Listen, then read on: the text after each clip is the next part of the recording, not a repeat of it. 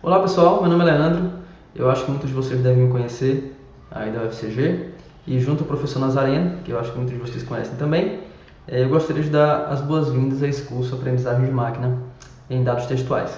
Então veja que o próprio título do curso tem duas partes, né? Aprendizagem de Máquina e Dados Textuais. Nesse vídeo aqui a gente vai estar falando um pouquinho dessas duas coisas em separado e depois como é que essas duas coisas se conectam, e também apresentar motivação e algumas das coisas que a gente vai estar cobrindo aqui nesse curso, tá? Então, aprendizagem de máquina, eu acho que é um conceito também que muitos de vocês já devem conhecer. É uma área, né, da computação multidisciplinar, né, que na verdade incorpora conceitos, técnicas e teorias de várias outras áreas, como por exemplo estatística, probabilidade, inteligência artificial, bancos de dados e outras, com o intuito basicamente de descobrir conhecimento, informações úteis, interessantes e não triviais em bases de dados. E a aplicação de aprendizagem de máquina não é restrita a um tipo de dado específico, pode ser usado para qualquer tipo de dado, a princípio, né? Dado de imagem, dado de áudio, dado de vídeo, dados tabulares como aqueles que a gente encontra normalmente em planilhas Excel, e dados textuais, que é o objetivo desse curso aqui. E falando em objetivos, mais concretamente, o nosso objetivo aqui é basicamente familiarizar você, aluno, aluna, sobre a aplicação de aprendizagem de máquina em dados textuais. E a aprendizagem de máquina em dados textuais, como a gente vai discutir daqui a pouquinho, pode ser visto como um subconjunto de técnicas de uma área mais ampla, conhecida como processamento de linguagem natural, né, PLN, ou então NLP, do inglês Natural Language Processing. Ok? E ao final do curso, nós esperamos que você, aluno, aluna, entenda os conceitos que a gente vai apresentar aqui, consiga aplicá-los em problemas do mundo real, né? E seja capaz de interpretar os resultados alcançados, certo? Bom, eu queria então agora dar algumas definições do que é aprendizagem de máquina, de fato, né? Especialmente para quem ainda não teve contato com essa área. Então aqui eu coloquei três definições de três autores diferentes em ordem cronológica, tá? Então a primeira diz o seguinte: a aprendizagem de máquina é o campo de estudo que dá aos computadores a habilidade de aprenderem sem serem explicitamente programados. Então acho que essa é a mágica, é a beleza dessa área que a torna, que faz com que, ou que permita com que nós consigamos encontrar insights nos dados de forma bastante rápida, certo? Uma outra definição, talvez um pouco mais detalhada, diz o seguinte: um programa de computador aprende, né, com experiência com relação à tarefa T e alguma medida de performance P, se sua performance na tarefa T, medida por P, melhora com a experiência né? Então, basicamente é o seguinte: a gente diz que o computador aprende, o programa de computador aprende se ele melhora ou aperfeiçoa, né, a sua performance em alguma tarefa a partir do momento que ele ganha experiência. Experiência aqui a gente traduz para dados, observações, ok? E por último é o seguinte, a definição é a seguinte: a aprendizagem de máquina é a ciência e arte de programar computadores de tal forma que eles possam aprender dos dados, ou aprender a partir dos dados, tá? Essas noções aí vão ficar mais concretas ainda durante essa aula e mais ainda durante o curso, ok? Então, para entender um pouquinho qual é o paradigma por trás da aprendizagem de máquina, vamos considerar o seguinte exercício mental, né? Então, digamos que alguém, ou você trabalha numa empresa e como programador, e o seu chefe pediu que você escrevesse dois programas. Um programa para detectar e-mails com spam, certo? E um chatbot, um programa que, por exemplo, possa conversar com clientes sobre problemas em produtos que esses clientes compraram de tal forma que esse programa dê algumas dicas de como esse problema pode ser resolvido, tá? E aí a questão aqui é que você vai tentar escrever esses programas usando técnicas tradicionais de programação, certo? Então assuma, para você que já teve contato com a aprendizagem de máquina, esqueça que você teve esse contato, e para quem não teve ainda, pense um pouquinho Aí você pode pausar o vídeo e pensar um pouquinho como é que você escreveria esses programas. E aí, se você pensou sobre isso, você provavelmente chegou na conclusão que o que você faria aqui é escrever um monte de regras para resolver esses problemas. Por exemplo, no caso do spam, você vai tentar escrever regras que capturem, por exemplo, heurísticas, que representem heurísticas que podem assinalar um e-mail como spam ou não. Por exemplo, se você sabe que e-mails com spam, eles têm um certo endereço, eles têm ou seja, alguma tem uma lista, uma blacklist, né, uma lista negra de fontes que normalmente espalham spam. Você pode fazer uma regra, olha, toda vez que aparecer um e-mail com esse remetente aqui, você marca como spam. Ou então algumas palavras, né, que você sabe que normalmente aparecem em e-mails de spam, você também pode fazer uma blacklist dessas palavras e escrever regras para toda vez que essas palavras acontecerem aí. E aí você também pode usar, por exemplo, regex, né, ou seja, expressões regulares para capturar pequenas variações nas palavras dessas blacklists aí, tá? E para escrever um chatbot é a mesma coisa, você vai escrever várias regras, né? Ou seja, se o cliente falar bom dia, né, você responde com bom dia. Se o cliente falar isso, você responde como isso. Então vai ter um monte de regra com um monte de regex aí, então vai ser um programa bem complicado e também você vai ter que conhecer muito, né, do domínio para fazer isso. E não quer dizer que isso não funciona, inclusive tem vários chatbots hoje, até bem funcionais, que são baseados puramente em expressões regulares. E eles funcionam bastante bem, especialmente quando o domínio é reduzido, ou seja, quando você não espera ter muitas variações no diálogo e também muitas variações sobre os tópicos do diálogo, certo? Só que se você for para um domínio mais aberto, começa a ficar complicado, porque aí você vai ter que pensar, é praticamente impossível exaurir todas as regras que cobrem uma conversa de escopo aberta, né? E a mesma coisa para os e-mails com spam. Então você pode pensar em várias heurísticas hoje que vão dar até uma precisão boa, mas essas coisas a gente sabe que evoluem, né? Então a heurística que você criou hoje não vai talvez funcionar amanhã, né? Então é importante ter uma coisa mais genérica, né? Que a gente consiga, não só mais genérica, mas que em vez de criar essas regras manualmente, que essas regras sejam criadas para a gente pela máquina. Então essa é a grande diferença da aprendizagem de máquina para a programação tradicional. Enquanto que na programação tradicional a gente cria as regras, na aprendizagem de máquina a máquina cria as regras para a gente a partir do que foi observado nos dados, certo? Então aqui tem um diagrama que ilustra essa ideia. Então aqui é a abordagem tradicional. Então normalmente você estuda o problema, né? Você vai, por exemplo, olhar quais são os remetentes mais frequentes que espalham spam, você vai olhar quais são as palavras mais frequentes que aparecem no spam, etc. A partir disso você vai escrever regras, vai avaliar, né, analisar erros, fazer esse ciclo aqui algumas vezes e implantar esse programa.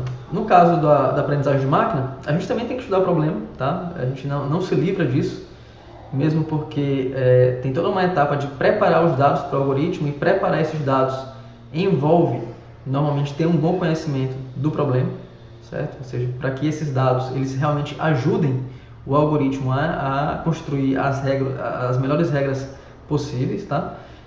Só que basicamente o que a gente precisa em vez de escrever as regras, que a gente sabe que envolve um esforço muito maior, basicamente você tendo dados, né, você vai treinar um algoritmo de aprendizagem de máquina que vai aprender as regras a partir desses dados. Você vai também fazer esse ciclo de analisar erros e ajustar as suas premissas e o seu modelo de aprendizagem de máquina, até que isso alcance resultados satisfatórios para que você possa finalmente implantar isso e colocar em produção. Okay? A gente vai cobrir aqui nesse curso dois tipos de aprendizagem de máquina, os dois tipos principais, que é a aprendizagem de máquina supervisionada e a aprendizagem de máquina não supervisionada. É importante mencionar que há outros tipos, como por exemplo a aprendizagem por reforço, a aprendizagem semi-supervisionada, a aprendizagem auto-supervisionada e outros tipos, tá? Mas esses dois que eu mencionei, a supervisionada e a não supervisionada, são os dois tipos mais usados na prática, ok? E aí, então vamos falar rapidinho sobre esses dois tipos aqui. Na aprendizagem de máquina supervisionada, a gente tem sempre a nossa base de dados, ou seja, a base de treinamento, a base que a gente usa para treinar os algoritmos de aprendizagem de máquina, elas têm normalmente dois tipos de dados. Elas têm o dado, que é o objeto de estudo da gente, e tem um outro dado que qualifica, né, esse objeto de estudo. Né? E esse dado que qualifica é normalmente chamado de rótulo. E esse rótulo pode assumir um valor numérico ou um valor categórico.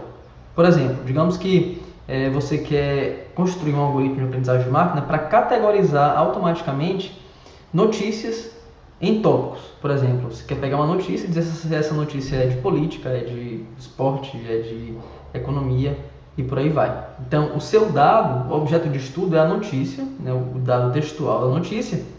Nesse caso, o rótulo é uma variável categórica que expressa o tópico dessa notícia. Tá? Vamos ver um exemplo onde o rótulo ele é numérico. Por exemplo, você quer prever quantos retweets o seu tweet vai receber. Okay? Então, o seu dado, o objeto de estudo é tweet, né? O texto, por exemplo, tweet e metadados. Né? E o rótulo, nesse caso, é a quantidade de retweets que esse tweet recebeu. Okay? Então, você tem que montar os dados sempre dessa forma, né? Com a entrada e a saída. Nesse caso, a entrada é o dado, o objeto de estudo, e a saída é o rótulo. Certo? E aí, normalmente, se o problema for classificação, ou seja, se a variável for categórica, a gente chama essa tarefa de classificação. E se a variável for numérica, a gente chama essa tarefa de regressão. Ok? Aqui tem um diagrama que ilustra isso que eu acabei de falar. Né? Então, imagina que aqui no caso dos seus dados, você tem dados de imagem, de gatos, na verdade, imagens de gatos e não gatos, e coisas que não são gatos. Tá? Então, esse é o dado, é o objeto de estudo, é a imagem, e você tem um rótulo. O rótulo que diz se uma imagem ela é gato ou não. Aí você passa isso para um algoritmo de aprendizagem de máquina, ele vai aprender, e aí você pode talvez alimentar esse modelo agora com imagens, com outras imagens que não foram usadas para o treino, imagens novas. E aí o algoritmo vai classificar, né, isso como gato ou não gato.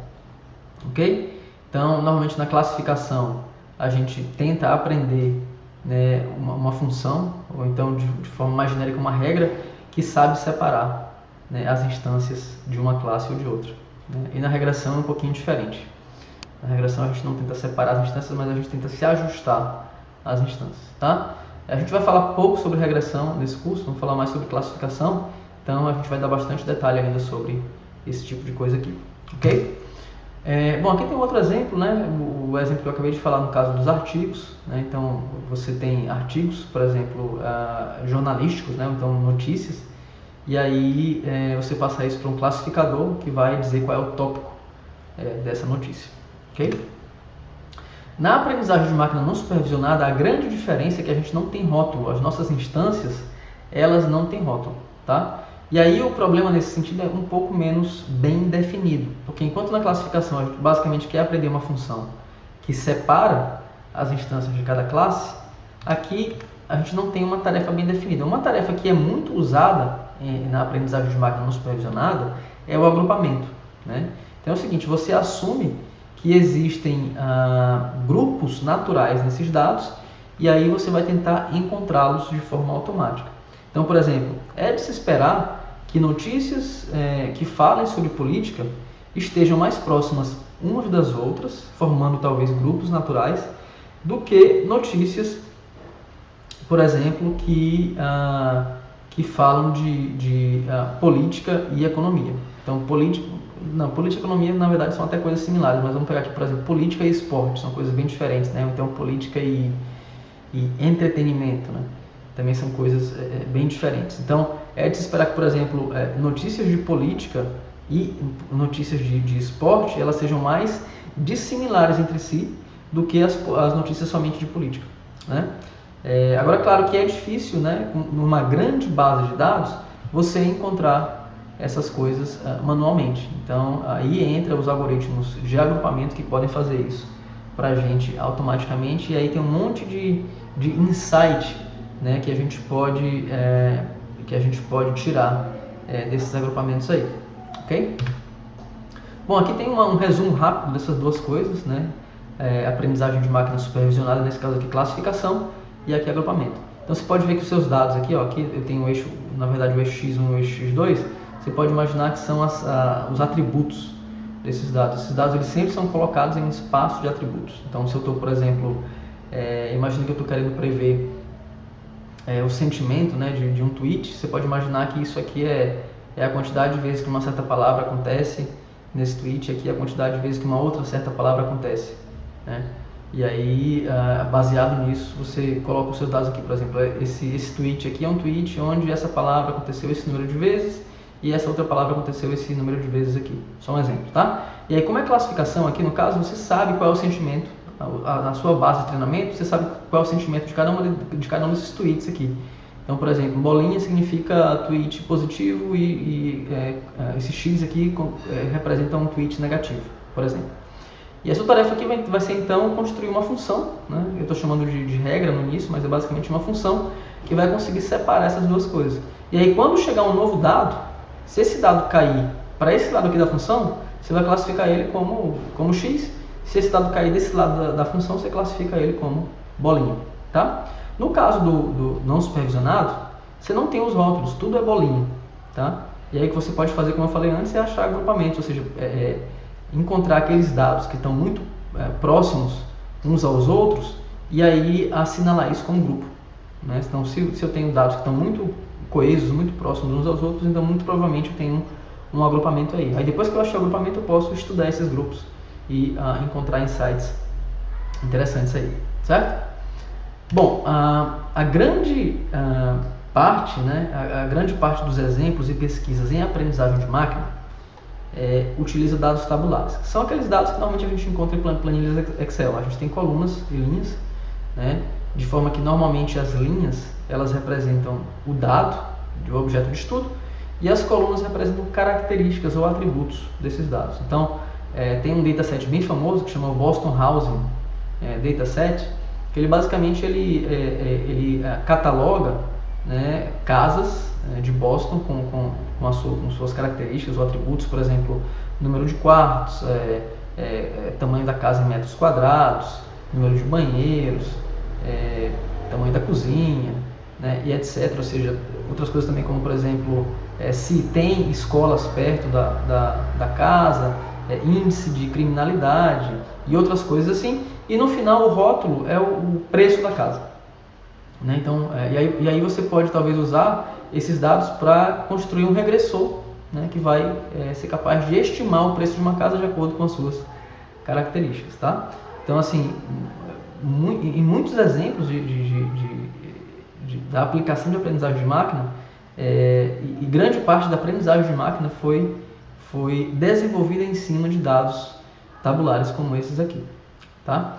Só que tem dados muito menos estruturados, né, do que esses aqui. Por exemplo, dados de texto, que é o objeto desse estudo aqui. Então, nesse caso, então, imagina que o seu problema é agora classificar uma notícia como fake ou não, tá? Então, eu até peguei aqui um exemplo recente de um fake que circulou esses dias aí, tá? Então, veja que aqui é linguagem natural, tá? Com todas as suas idiosincrasias, com todas as suas ambiguidades, todos os seus possíveis erros, certo? E aí a tarefa da máquina é muito mais complicada, porque esse dado aqui, ele não é tão bem estruturado como esse aqui. E tem um problema também nos dados tabulares, é que normalmente os dados tabulares, você perde as interconexões, né, entre os atributos. Você assume que esses atributos aqui, na grande maioria dos modelos, se assume que esses atributos aqui, eles são independentes uns dos outros. Enquanto que a gente sabe que no mundo textual, há uma dependência forte, né, entre as palavras. Inclusive, às vezes, uma palavra que está no início de uma sentença, ela ainda se relaciona fortemente com palavras no final da sentença ou até mesmo no final do parágrafo. E aí, isso torna o problema muito mais difícil. Primeiro, como é que eu organizo, represento isso aqui de forma que os algoritmos de aprendizagem de máquina possam construir, né, as funções, as regras que vão me permitir classificar esse tipo de coisa corretamente aqui, tá? Então, a gente vai passar por isso aí. Mas, de forma geral, de forma bem simplista, o que acontece é que a gente vai transformar esses dados textuais em dados tabulares, muito similares a esses aqui, tá? E aí, o nome tem vários nomes para esse tipo de coisa, como representação de documentos, então extração de características e etc. Mas, e aí você pode pensar numa versão bem simplista, onde basicamente cada palavra, né, é uma característica, E aí você pode imaginar as colunas como sendo, aqui no caso, bom, essa matriz aqui ela está um pouco trocada, né? O que acontece normalmente é que você faz a transposta aqui, né?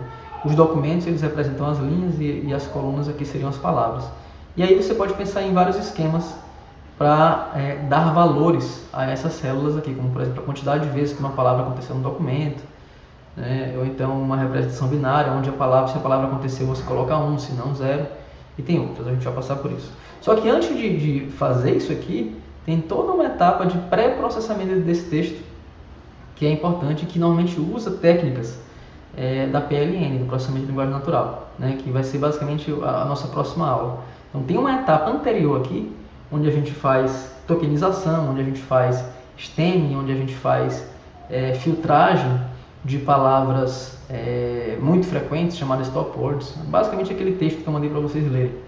Então na próxima aula a gente vai basicamente falar sobre essas etapas de pré-processamento que a gente precisa realizar antes de chegar nesse documento aqui.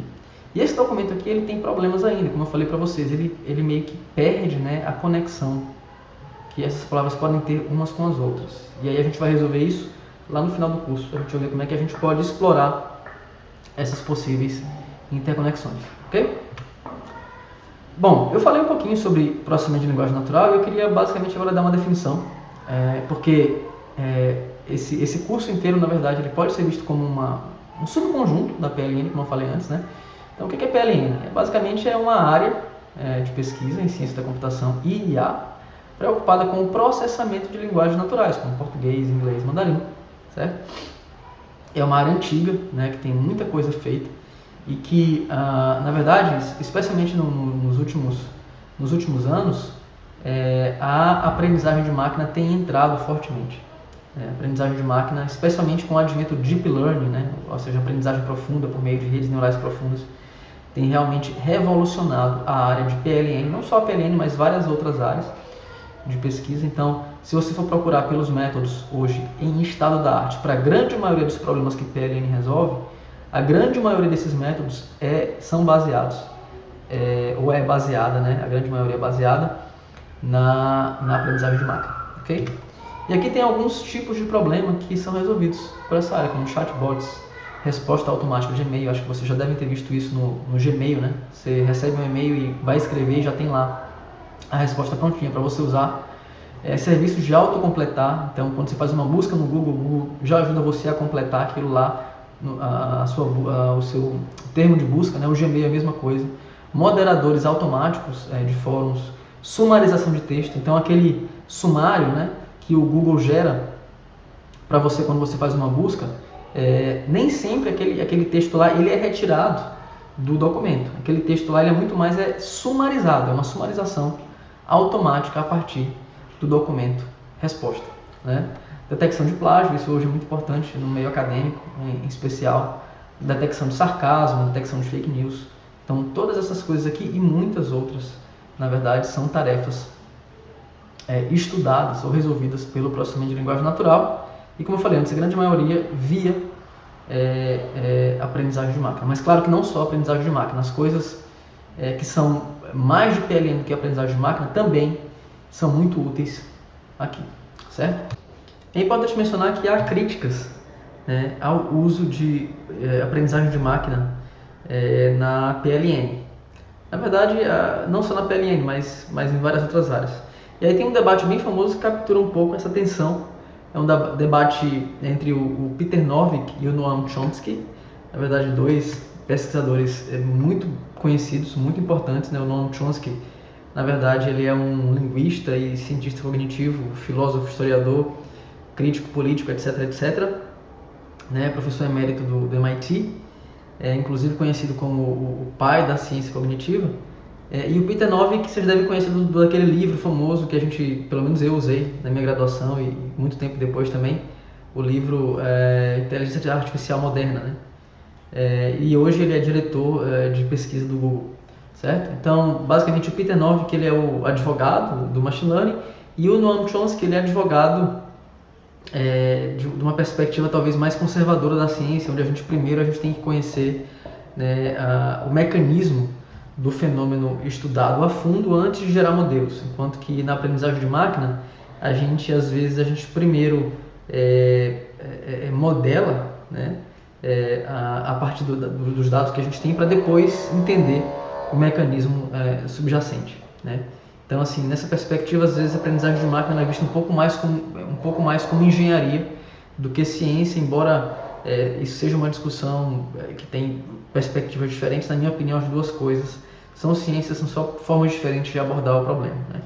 É claro que a aprendizagem de máquina tende, às vezes, a deixar a gente um pouco mais preguiçoso, né? Porque a gente só precisa ter os dados, e a partir dos dados, se o nosso modelo funcionar bem, a gente acaba ficando desinteressado sobre os mecanismos subjacentes. E cada vez mais, na verdade, é importante dizer que isso acontece, né? Com os modelos mais sofisticados, baseados em Deep Learning, é complicado, na verdade, entender, às vezes, o mecanismo subjacente cada vez mais. Então, tem um esforço hoje muito grande de ir atrás, né? De tentar entender o que o modelo aprendeu de fato e se esse modelo ele faz sentido, de fato. Então, tem uma perspectiva aí muito mais de...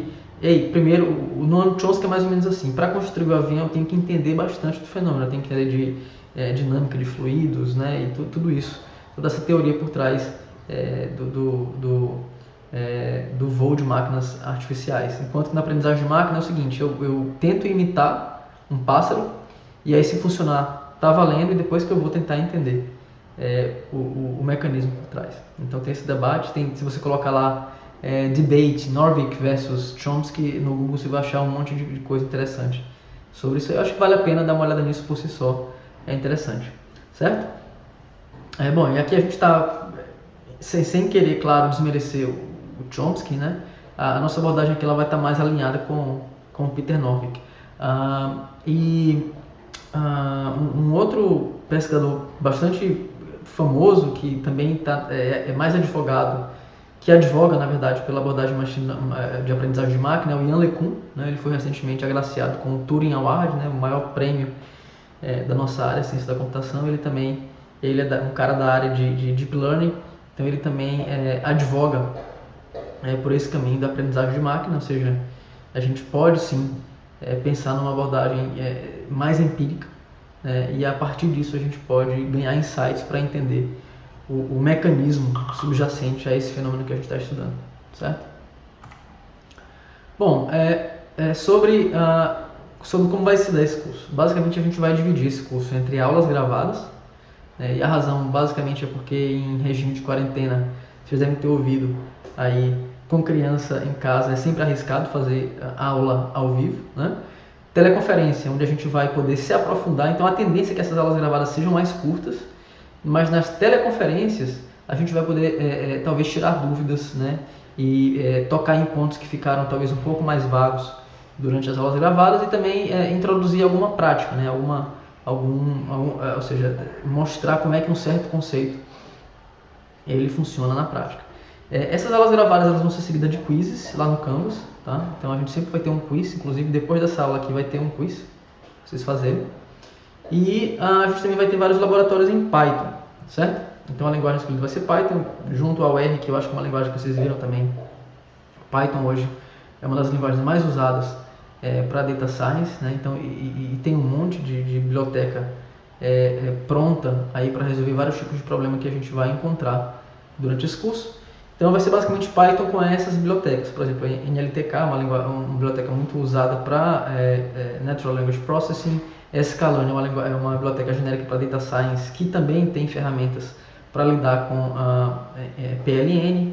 E TensorFlow mais Keras, que é a parte que é um framework para Deep Learning, que a gente vai usar mais no final do curso. Então é claro que não dá para a gente apresentar todas essas coisas em detalhe. O curso é um curso curto, de forma geral, tá? Então o que a gente vai estar fazendo é complementando essas aulas gravadas e essas atividades com leituras e materiais que vocês possam estudar sozinhos, ok? Bom, sobre a ementa, vocês podem encontrar a ementa no Canvas, certo? Mas na próxima aula a gente vai falar sobre processamento de texto, que é basicamente algumas técnicas que a gente precisa conhecer antes de gerar a representação de documentos, né? Então a gente vai ter basicamente duas aulas aí para frente, uma sobre processamento de texto e uma sobre representação de documentos. E aí a grande sacada aqui é que, na grande maioria dos casos, os documentos eles vão ser representados por vetores. E aí, por vetores aqui, eu estou usando a conotação da matemática mesmo, né, da álgebra linear, certo? Ou seja, são objetos matemáticos que têm magnitude e direção. E uma vez que documentos são vetores, a gente pode calcular distâncias, a gente pode calcular similaridades, a gente basicamente ganha um grande arsenal de ferramentas matemáticas para operar sobre esses vetores aí. Então a gente pode fazer coisas do tipo, olha, dado um certo artigo no Wikipedia, né, me traga os artigos mais similares a esse. Né? Isso é muito similar a como, muito similar não, é exatamente como os motores de busca funcionam. Quando você digita uma consulta, lá essa consulta é transformada num vetor, certo? E os documentos candidatos também estão no espaço vetorial, no mesmo espaço vetorial. E aí você pode basicamente usar medidas de similaridade, como distância euclidiana, o ângulo do cosseno, para encontrar essas coisas, tá? E a gente vai ver o algoritmo KNN que faz exatamente isso, né? Dado um certo documento, me traga os documentos mais próximos a ele. O KNN aqui é do inglês K-Nearest Neighbors, né? Então o algoritmo dos K vizinhos mais próximos, onde K é o número de, nesse caso, documentos que você quer trazer, dos K documentos mais próximos, tá? Depois disso a gente vai ver agrupamento com o algoritmo K-Means. O K-Means aí talvez seja o algoritmo mais conhecido e mais usado na prática, na literatura de agrupamento. E aí você pode entender talvez esses dois tópicos aqui como aprendizagem não supervisionada, já que a gente não precisa de rótulos para fazer essas tarefas aqui. Depois a gente entra no mundo supervisionado, vendo regressão logística e redes neurais, tá? E aí a gente também vai ver alguns subprodutos bem interessantes que a gente pode gerar via redes neurais, de forma que as palavras, né, elas também podem ser mapeadas para vetores, e a partir disso a gente pode calcular talvez algum tipo de similaridade semântica entre as palavras, né, ou encontrar, né, similaridades semânticas automaticamente entre palavras. E depois a gente entra no estado da arte dos modelos de NLP, que são basicamente as RNNs, né, ou as redes neurais recorrentes, Recurrent Neural Networks, né, que é uma arquitetura de Deep Learning, né, que é capaz de justamente capturar as relações entre as palavras em uma sentença ou em um documento, né, independente de quão distante essas palavras estejam. Então a gente pode capturar relações entre uma palavra que acontece no início da sentença e lá no final da sentença. Tá? Então a gente vai ver como é que a gente vai ver os conceitos por trás disso e algumas aplicações interessantes. Tem muitas aplicações que podem ser feitas a partir de RNNs, desde classificador de sentimento até geração automática de texto. Por exemplo, tem exemplos super interessantes onde você pode gerar trechos da Bíblia que são fidedignos, né? A Bíblia, você pode gerar trechos de Shakespeare que vão parecer muito como a forma como Shakespeare de fato escreve, né? E muitas outras aplicações interessantes, tá certo? Bom, então é isso, pessoal, e sejam bem-vindos mais uma vez e até a próxima.